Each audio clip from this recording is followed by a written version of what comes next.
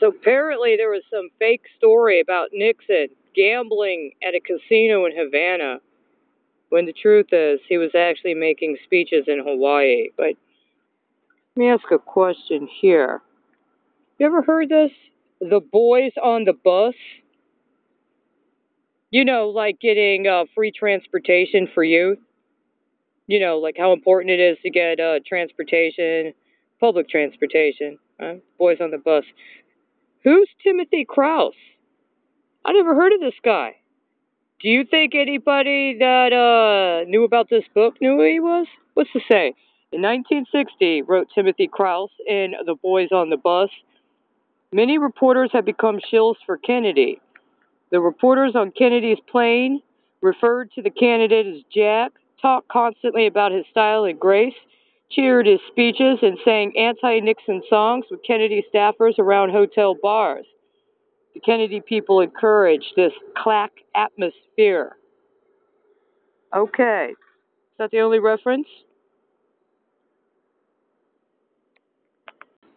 Imagine Buckley's surprise, therefore, when he read in the New York Times of November 20th, 1973. No way. November 20th, 1973.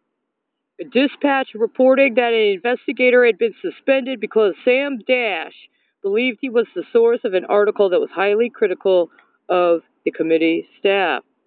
The article, by Timothy Krause, entitled Senators, Sandbaggers, and Soap Operas, was published in Rolling Stone. Quoting anonymous sources, it presented a far from flattering picture of the behind-the-scenes work of the committee. I see. Really? When Dash read the piece and saw that bit about his being an egomaniac, he went bananas, a staff member told the New York Times. There was no stopping him. Nobody else who mattered gave a damn but Dash. With Irvin's permission, Dash dropped everything to launch a full plumber's-type search for the culprit who had leaked to Rolling Stone. After a week, Dash discovered that the leaker was none other than Scott Armstrong, the investigator whom he had hired at the suggestion of Bob Woodward. ... Really?